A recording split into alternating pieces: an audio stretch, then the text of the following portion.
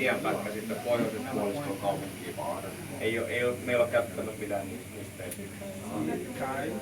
Siellä ei ollut mitään jäänyt alle tai mitään muuta. Ei ollut tässä mitään tragediaa tapahtunut. Mutta se silloin kyykän.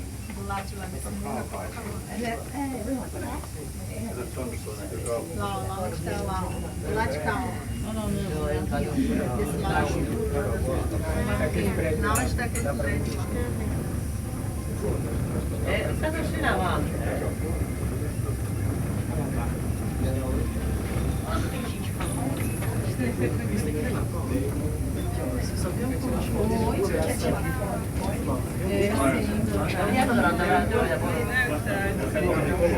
Se meni nopeasti alas.